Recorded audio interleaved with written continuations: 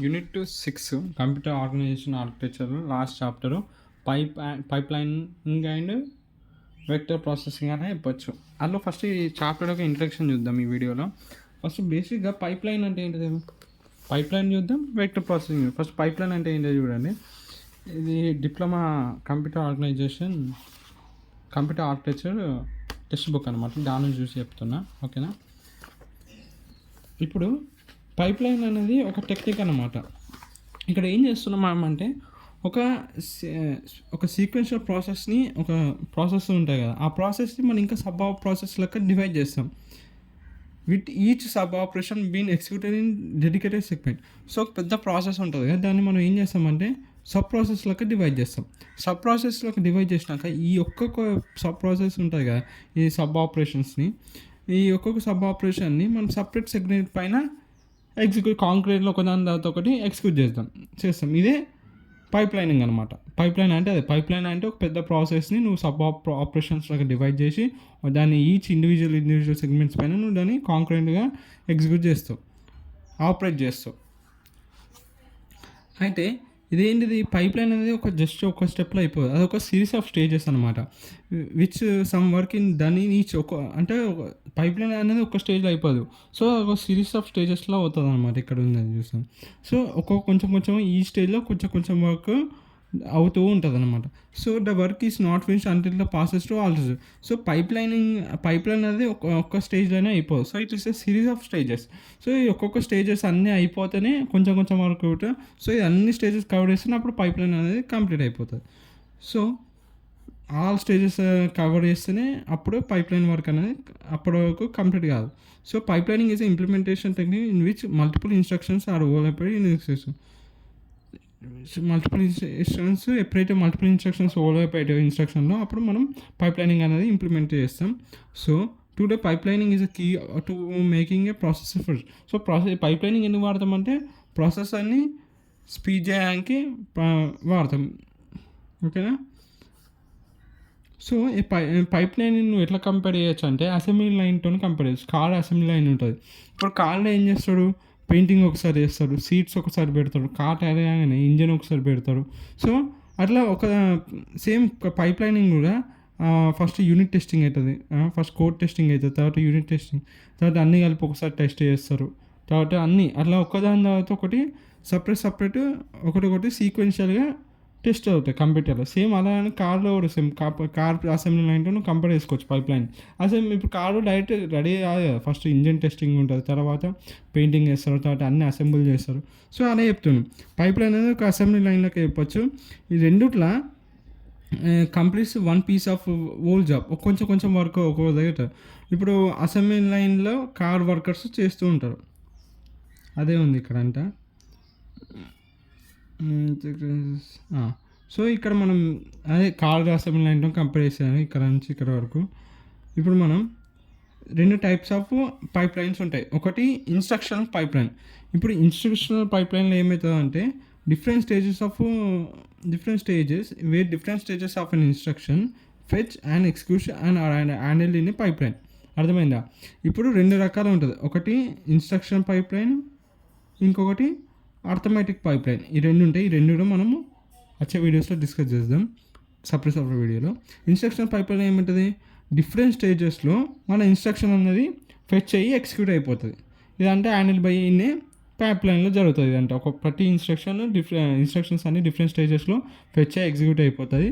ఇదంటే ఒక పైప్ లైన్లో జరుగుతుంది. దాన్ని వచ్చేసి ఇన్స్ట్రక్షన్ పైప్ లైన్ అంటారు.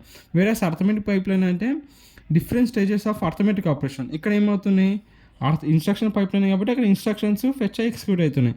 ఇక్కడ అర్థమెటిక్ పైప్ లైన్ కాబట్టి అర్థమెటిక్ ఆపరేషన్స్ అన్నీ హ్యాండిల్ అవుతాయి at different stages along the stages of the pipe. అదే ఇప్పుడు అర్థమెటిక్ పైప్ లైన్లో అర్థమెటిక్ ఆపరేషన్స్ ఉంటాయి, అవన్నీ కాంక్రీట్గా ఎగ్జిక్యూట్ అవుతాయి, హ్యాండిల్ అవుతాయి along the stages. Pipe line స్టేజెస్లో దాంతోపాటు అర్థమెటిక్ ఆపరేషన్స్ కూడా డిఫరెంట్ స్టేజెస్లో ఎగ్జిక్యూట్ అవుతాయని చెప్పచ్చు, ఓకేనా. ఇప్పుడు ఈ పైప్ లైన్ ఎందుకు వాడుతున్నాం అంటే obtain improvement in processing time.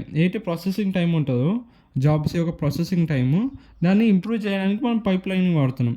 ఎందుకంటే నాన్ పైప్ లైన్ టెక్నాలజీ ఇప్పుడు మనం వాడుతున్నామో దాంతో మనం ప్రాసెసింగ్ స్పీడ్ని పెంచలేం. అందుకే ఆ ప్రాసెసింగ్ స్పీడ్ని నువ్వు పెంచడానికి ఇంప్రూవ్ చేయడానికి మనం పైప్ లైన్ టెక్నాలజీని వాడుతున్నాం. సేమ్ ఇప్పుడు పైప్ లైన్ టాపిక్ అయిపోయింది ఫస్ట్ ఈ చాప్టర్ అంటే ఇంట్రడక్షన్ జస్ట్. ఇంకా డెప్త్లో వెళ్తాం నెక్స్ట్ వీడియో. జస్ట్ ఇంట్రడక్షన్ కాబట్టి పైప్ లైనింగ్ అంటే ఏంటిది, వెక్టర్ ప్రాసెసింగ్ అంటే ఏంటో చూస్తాం. ఇప్పుడు మీకు పైప్ లైన్ గురించి చెప్పినాం కదా, ఇప్పుడు వెక్టర్ ప్రాసెసింగ్ అంటే ఏం చూద్దాం. వెక్టర్ ప్రాసెసర్ అంటే ఏంటిది, is a processor that can, ఇప్పుడు ఫస్ట్ వెక్టర్ ప్రాసెసర్ చూడండి. వెక్టర్ ప్రాసెసర్ ఏంటంట, ఇది ఒక ప్రాసెసర్ అంట that can operate on an entire vector in one instruction. So ఏదైతే వెక్టర్ ఉంటుందో అంత వెక్టర్ పైన ఒక ఇన్స్ట్రక్షన్ ఉంటుందో అదంతా ఆపరేట్ చేయగలుగుతారు. So they performance drives from heavily pipe line architecture efficiently exploited using. So ఏది పర్ఫార్మెన్స్ ఉందో ఎక్కడి నుంచి డ్రైవ్ అవుతుంది, పైప్ లైన్ ఆర్కిటెక్చర్ నుంచి డ్రైవ్ అవుతుంది దీని పర్ఫార్మెన్స్ అంట. So efficiently exploited using the operations. So ఎట్లా ఎఫిషియెంట్గా మనం వాడుతున్నాం, దానికి ఉన్న ఆపరేషన్స్ వాడి ఏ ఆపరేషన్స్ వాడుతావు, వెక్టర్స్ అండ్ మ్యాట్రిక్సెస్ వాడి ఏదైతే పైప్ లైన్ ఆర్కిటెక్చర్ ఉందో పైప్ లైన్ ఆర్కిటెక్చర్ని నువ్వు డ్రైవ్ చేసుకుంటావు, దాని నుంచి పర్ఫార్మెన్స్ని డ్రైవ్ చేసుకుంటున్నావు.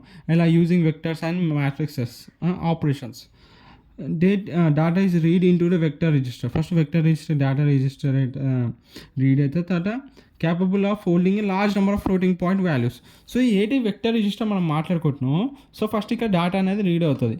ఇది ఎంతకి క్యాపబుల్ అంటే large number of floating values కూడా ఇది క్యాలిక్యులేట్ చేసుకోవచ్చు. మన వెక్టర్ రిజిస్టర్, దీనిలో వెక్టర్ ప్రాసెసర్లో ఉన్న వెక్టర్ రిజిస్టర్. తర్వాత ఇదేంటిది, processor perform operations on all elements in vector register. So తర్వాత ఏదైతే ఆ ప్రాసెసర్, మన వెక్టర్ ప్రాసెసర్ గురించి మనం మాట్లాడుకుంటాము, ఆ ప్రాసెసర్ ఏవైతే ఆపరేషన్స్ అన్నీ ఉన్నాయో ఆ వెక్టర్ రిజిస్టర్లో అన్ని ఎలిమెంట్స్ పైన ఉన్న ఏదైతే all elements in the vector రిజిస్టర్లో దానికి కావాల్సిన ఆపరేషన్స్ పర్ఫామ్ చేస్తుంది. ఇది all about the vector processor. ఓకేనా, ఇది జస్ట్ ఇంట్రడక్షన్. ఇప్పుడు ప్రిన్సిపల్ ఆఫ్ ప్యారలల్ ప్రాసెసింగ్ చూద్దాం. ఇప్పుడు ఇది ప్యారలల్ ప్రాసెసింగ్ ఎందుకు చేస్తాం మనం బేసిక్గా, పైప్ లైనింగ్ అయిపోయింది, వెక్టర్ ప్రాసెసింగ్ అయిపోయింది, ప్యారలల్ ప్రాసెసింగ్ గురించి చూడండి. ప్యారలల్ ప్రాసెసింగ్ అనేది ఎందుకు చేస్తామంటే మన ఎగ్జిక్యూషన్ స్పీడప్ చేయడానికి of a program simultaneously on multiple processor. So మన మల్టిపుల్ ప్రాసెసర్స్లో మన ప్రోగ్రామ్ని ఎగ్జిక్యూషన్ని స్పీడప్ చేయడానికి సైమల్టేనియస్గా ఎగ్జిక్యూట్ చేస్తామంట. అయితే మన ప్రోగ్రామ్ ఉంటుందో, మన ప్రోగ్రామ్ ఉంది, ఇప్పుడు ఒక ప్రోగ్రామ్ రాస్తాం. సో ఆ ప్రోగ్రామ్ అన్ని నువ్వు సైమల్టేనియస్గా డిఫరెంట్ ప్రాసెసర్, ఈ ఒక ప్రాసెసర్ 1 అనుకున్నాం, ప్రాసెసర్ 2 ప్రాసెసర్. సో ఏదైతే నువ్వు ప్రోగ్రామ్ కోడ్ రాస్తావో, ఏదైతే ప్రోగ్రామ్ ఉంటుందో ఈ ప్రోగ్రామ్ని మల్టిపుల్ ప్రాసెసర్స్ పైన సైమల్టేనియస్గా ప్యారలల్గా ఎగ్జిక్యూట్ చేస్తాం అన్నమాట. Year we have the break the large problems into smaller problems. ఏదైతే పెద్ద ప్రాబ్లమ్ ఉందో, సో ఒక్కటే ప్రాసెసర్ పైన వెయిట్ అంటే పడకుండా, హెవీ టాస్క్ పడకుండా మల్టిపుల్ ప్రాసెసరు ఆ టాస్క్ని తీసుకొని ఎగ్జిక్యూట్ చేస్తాయి కాబట్టి పెద్ద ప్రాబ్లం చిన్నగా చేసి ఒక్కొక్క ప్రాసెసర్ కొంచెం కొంచెం వర్క్ ఇస్తాం. సో ఎగ్జిక్యూషన్ స్పీడ్ అనేది ఆటోమేటిక్గా పెరుగుతుంది, ఎఫిషియన్సీ కూడా పెరుగుతుంది, స్పీడ్ అవుతుంది ప్రాసెసింగ్. సో ఇదేంటిది, parallel processing collection of processing elements that concurrent and communicate to solve large problem. So ఏదైనా లార్జ్ ప్రాబ్లమ్స్ ఉన్నాకో ఇది కాన్కరెంట్గా వర్క్ కోకరెంట్ పెద్ద process first smaller process divide చేసి మా ఒక్కొక్క ప్రాసెసర్కి ఒక్కొక్క పని ఇస్తాం, మల్టిపుల్ ప్రాసెసెస్ ఎగ్జిక్యూట్ చేసి నీకు అవుట్పుట్ ఇచ్చేస్తుంది. అలా అన్నమాట. ఒకవేళ మీరు మన మోటివేషన్ ఏంటిది, మోటివేషన్ ఆఫ్ ప్యారలల్ ప్రాసెసింగ్ ఏంటిది, నీకు ఫాస్టర్ కంప్యూటేషన్ కావాలి, అందుకు మనం ప్యారలల్ ప్రాసెసింగ్ వాడతాం. అలానే ఇక్కడ ప్యారలల్ ప్రాసెసింగ్ డెఫినేషన్ ఇచ్చాను. Parallel processing is an efficient form of information processing which emphasizes the execution of concurrent events in a computer. So concurrent multiple processని నువ్వు ప్రాసెసర్స్ పైన మల్టిపుల్ ప్రాసెసెస్లో ఆ ప్రోగ్రామ్ని ఎగ్జిక్యూట్ చేస్తావు. Concurrently implies parallelism pipe lining. So ప్యారలల్గా events may occur in multiple resources during the same time intervals. So ఇట్లా ప్రాసెసర్లో నువ్వు మల్టిపుల్ ఎట్లా ప్రోగ్రామ్స్ ఉన్నాయి అవి ఎగ్జిక్యూట్ చేస్తావు, దానికి కావాల్సిన రిసోర్సెస్ ఇస్తావు. ఒకవేళ దీనికి కావాల్సిన, ఇప్పుడు ఒక ప్రోగ్రామ్ ఎగ్జిక్యూట్ అవుతుంది, దీనికి కావాల్సిన రిసోర్సెస్ ఈ టైంలో లేవు, కొంచెం పోల్ చేసి వేరే దానికి ఇస్తాం నీ రిసోర్సెస్ తక్కువ ఉంటే. తర్వాత దీన్ని ఆ రిసోర్సెస్ ఈ ప్రాసెసర్ వాడుకున్నాక దీనికి అవసరం లేనప్పుడు మళ్ళీ నెక్స్ట్ వేరే కావాల్సిన ప్రాసెసర్కి ఇచ్చేస్తావు ఆ రిసోర్సెస్. అలా రన్ అవుతారు ప్యారలల్గా. ఓకేనా, this is brief introduction about the మా 6th chapter pipe and vector processing. Next మనం ఫ్లెమిష్ క్లాసిఫికేషన్ చూద్దాం.